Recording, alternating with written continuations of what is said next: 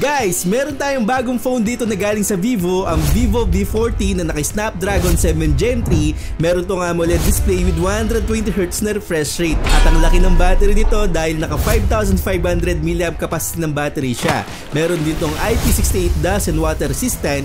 At ang pinaka nagustuhan ko dito yung camera dahil meron tayong 3.50 megapixel na camera dito. At hindi lang yon, naka-size na lahat yan. Kaya samahan nyo ako sa video nito at panuorin nyo ng buo at pag-usapan natin yung performance gaming, lalong-lalo na yung camera. Okay guys, lately hindi ako nakakapag-review ng mga global na Vivo phones. Halos yung mga IQ yung mga nai-review natin at yung mga ibang nasa China phones. Pero ngayon, hawak na natin tong Vivo V40 na global version. Pero dito muna tayo sa box, may nakalagay dito na Vivo V40 co-engineered by Zeiss. Then mapapansin nyo meron siyang bilog dyan. Yan yung parang symbol ng Aura Light natin. Then sa loob ng box, meron tayong Type A to Type C cable dito at 80 watts na fast charging. Mabilis na po to. At ang pinaka nagustuhan ko talaga dito, naka US plug na tayo. Hindi tayo binigyan ng mga European plug na tulad dun sa mga ibang brand. Then meron tayong jelly case dito na kulay black, SIM card tool na may kasamang malunggay at mga documentation. So yan po yung mga laman ng box niya. Then at last, yung phone natin meron tayong silver dito at kakaiba yung camera module nito. May bilog po tayo dito. Nandyan yung Aura Light natin, tapos ambient sensor at dalawang 50 megapixel niya.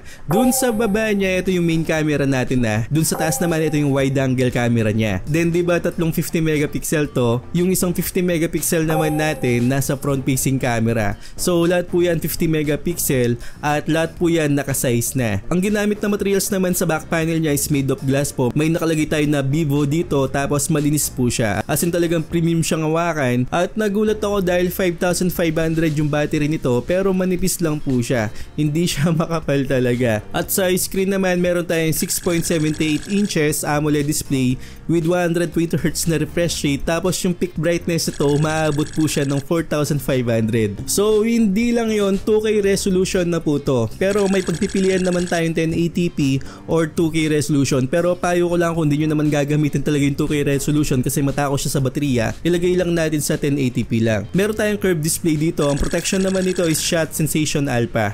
So hindi tayo naka-Gorilla Glass dito. Sa baba naman meron tayong SIM card tray, wala siyang expandable storage, isang microphone, Type-C port, tapos isang speaker. Sa kabilang side nandito yung power button natin, tapos volume rocker. Then sa taas naman meron tayong anti-noise cancelling microphone at may nakalagay po dun sa taas na professional portrait. So sa pangalan pa lang na nakalagay dun sa taas, masasabi natin na pang camera phone po talaga to. At huwag na nating patagalin, i-check natin yung camera. So sa camera, nagugustuhan ko yung mga details na nakikita ko dito. May time na neutral siya, may time din na medyo boosted yung mga colors na nakikita natin. Pero yung sharpness nandun po siya, tamang-tama din yung shadows natin. At lalong-lalo na sa broad daylight, magandang kumuha talaga ng mga litrato dahil natural lighting yung mga kuha natin. At kung gusto nyo talaga natural yung kuha nyo, may pagpipilian tayo dito na vivid, textured, tsaka natural. So ako nilaro ko lahat to. Ang pinaka nagustuhan ko dito, syempre yung natural. At kung gusto nyo mag-edit sa sarili nyong kulay, pwede nyong gamitin yung natural. Pero kung gusto nyong i-post naman, pwede natin ilagay sa textured o kaya dun sa vivid. Dun sa textured naman, medyo mababa yung shadows nun. Then dun sa natural, parang nag-boost ng konti yung brightness. Pero sa vivid naman, alam nyo naman, boosted yung mga color. Pero hindi siya ganun ka-boosted. Tamang-tama lang talaga yung kulay. Hindi siya OA parang ganun. At matitimpla natin yung mga gusto mong kulay dito, lalong-lalo na yung mga skin tone natin. Pero sa mga default photo, satisfied po ako dito. At ang pinagmamalaki talaga ng Vivo dito, yung portrait mode, dahil marami tayong mga settings na pwedeng gawin. Meron tayong mga iba't ibang settings dito like yung bokeh flare.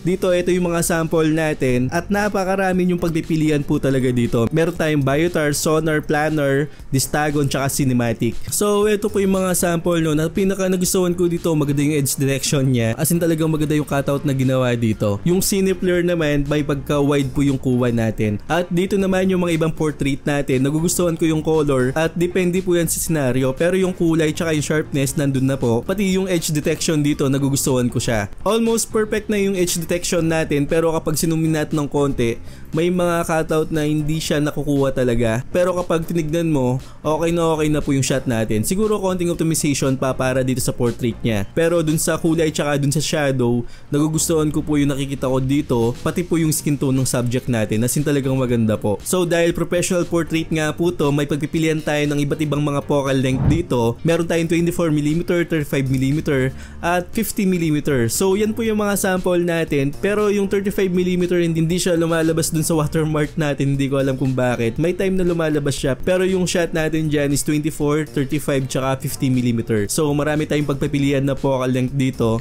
at depende po sa inyo yan kung anong gagamitin nyo. At meron tayong isang features dito ng pang bibo lang talaga.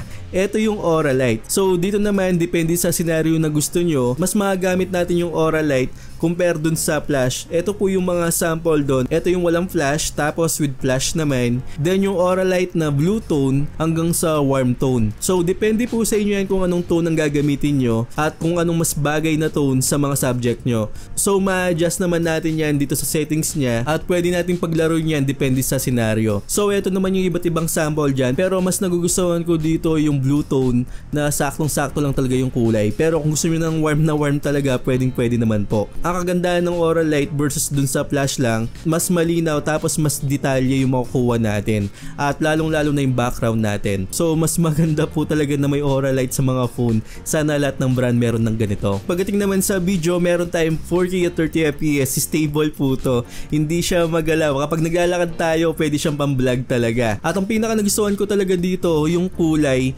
as in talagang saktong-sakto yung kulay. Medyo dull po yung paligid natin, walang araw, pero yung kulay green tsaka yung kulay red at ibang mga kulay, saktong-sakto talaga. Paano pa kaya kung may magandang araw tayo? At sa indoor naman, maasahan din po natin to. As in malinaw po talaga at saka stable po siya. At meron din tong cinematic portrait video, pero 1080p lang at 30fps. Ang ginagawa naman nito, nakapokus po siya sa subject natin o dun sa mukha ng subject at ibuboke na po yung paligid natin, pero hindi siya ganun kaboke. Ito naman yung selfie camera natin, wala siyang masyadong pinagkaiba dun sa main natin kasi nakasize na nga rin po yung front facing camera niya. Maganda rin po yung pagka-bokeh effect niya rito, pati po yung mga skin tone natin at yung kulay, tamang-tama lang po. At sabi ko nga sa inyo, kayong pipili ng kulay na gusto nyo dahil meron tayong vivid textured tsaka dun sa natural. At ako minsan nasa vivid at minsan naman nasa textured, depende po sa scenario o ilaw natin.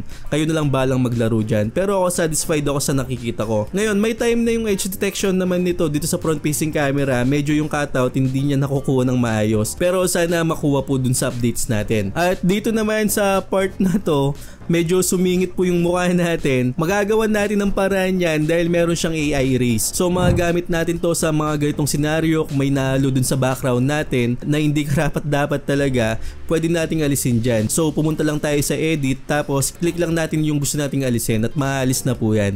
At malinis na po yung mga litrato natin. Meron din pong group selfie to, 0.8 po siya, hindi siya 0.6 at malinaw din po. Talagang makukuha niya talaga kung ilan kayo. Sa akin kasi 3 lang kami, pero sa nakikita ko magandang pictures po to, lalong-lalo na sa mga mahilig mag-selfie dyan. At sa selfie video naman, nagulat ako meron tayong 4K at 30fps. At malinaw din po yung nakikita natin, sharp yung image, tamang-tama rin po yung kulay, at maganda rin po yung skin tone na makukuha natin. At least meron na tayong 4K at 30fps dito, no? Sa ibang phone, parang 1080p lang yung mga nakikita natin, kahit flagship pa, 1080p at 30fps pa yung mala. Pero at least dito, meron tayong 4K at 30fps. So ayun po yung camera test natin. Bago tayo magpunta sa performance, ito pa yung mga dapat nyo malaman dito sa Vivo V40. Meron tayong IP68 rating dito, dust and water resistant. Ibig sabihin kahit maulan ng konti, kayang-kaya pa rin dahil meron siyang protection na ganito. Wag lang natin lublob talaga sa swimming pool at baka masira pa yung phone natin. Protection lang po to kung sakali. Kung sakaling mahulog natin to sa tubigan, kahit ano pang tubig yan, at kunin natin agad, at least may protection tayo, hindi siya masisira agad. Pero kung lulublob yun na matagal, siguro to as in masisira siya. Yan po yung kagandahan ng meron tayong IP68 rating dito. Then naka wideband L1 na nga rin po to, meaning na Full HD na yung mapapanood natin sa Netflix, tapos naka HDR na rin po yung mapapanood natin. At sa battery naman, tumatagal po yung battery talaga nito kasi gamit ko to ng halos ng 1 linggo. Actually main phone ko po talaga to, at sa araw-araw na paggamit ko, 1 beses lang ako nag-charge kasi matagal po yung battery nito. As in talagang kahit na naglalaro ako mga 2 o 3, hindi ako nauubusan ng malakas na baterya dito, hindi siya malakas kumain ng baterya. At mabilis naman tong mag-charge kasi nga meron tayong 80 watts sa fast charging. Siguro mga nasa 30 minutes o 28 to 30 minutes full charge na po yung phone natin. Then capable na rin po ito ng Wi-Fi 6 kung yung router natin is Wi-Fi 6, magagamit na po natin. At ang pinaka nagustuhan kong features sa mga phone, meron tayong Wi-Fi calling para kapag wala tayong signal, makakatawag pa rin yung tumatawag sa atin through Wi-Fi. At gusto ko malaman nyo na daily driver po natin to kasi yung mga Vivo phones o kaya mga IQ phones, ang lakas po ng signal nila. As in sa lugar ko dati sa ibang brand, parang nasa 4G lang ako o kaya parang hindi siya umaabot ng 4G. Pero dito nakakasagap po siya ng 5G kahit nasa loob po ako ng bahay. So yan po talaga yung dahilan ko kaya ginamit kong phone talaga to. Okay, pagdating naman sa performance, meron tayong Snapdragon 7 Gen 3. Hindi pa full review to Binigyan ko lang kayo ng idea kung ano makukuha natin dito sa phone na to. Pero abangan nyo yung full review natin. Pero nag-test naman ako ng mga games dito. Bali 4 po to at pumapalag naman po. Yung room temperature natin dito is nasa 30 degrees Celsius. Sa Mobile Legends nasa super lang. Actually yung Snapdragon 7 Gen 3 talagang nasa super lang talaga yung Mobile Legends nun. Sana maging ultra na someday. Pero dito sa nakukuha natin, matik yan na 80 to 90 FPS hanggang sa matapos yung laro. As in talagang masarap po maglaro dito ng Mobile Legends kasi yung 80 to 90 FPS smooth na po yan. Then pagkatapos ng isang laro, nasa 20 minutes yun nang nakukulang temperature dito, normal lang po siya, 41 degrees Celsius. So Honor of Kings dito talagang sagad-sagad po, nakakuha tayo ng FPS dito na max, tapos yung resolution naman natin is nasa ultra. Ang nakukuha ko dito is nasa 110 to 120 FPS at masarap po maglaro dito ng Honor of Kings kahit anong mga clash dyan. Hindi siya talaga nag-frame drops na sobrang lala. As in talagang wala kang frame drops na maramdaman dito. 110 to 120 guaranteed po. Ang nakuha kong temperature naman pagtapos ng isang laro nasa 42 degrees Celsius po. Sa Call of Duty Mobile naman, kayang-kaya din. Nilagay natin sa low yung graphics tapos ultra na po yung frame rate niya. Nakakuha po tayo ng sagad din na 90 FPS at normal din po sa Call of Duty Mobile dyan. Kahit na magbato tayo ng smokeless, kahit na barilan, kahit na clash, kayang-kaya po. Pero sa PUBG Mobile, nasa 60 FPS lang po tayo kahit nasa extreme po yung graphics niya. Yan lang po talaga yung makukuha natin at sana maging optimized pa po to. At sa mga emulator naman, kayang-kaya to kasi naka-Snapdragon 7 Gen 3 tayo at talagang palag po ang Snapdragon compare dun sa MediaTek. Pero sa full review natin, gusto kong malaman kung anong mga games na pwede natin i-test dito para alam ko rin kung ano yung mga games na nilalaro nyo.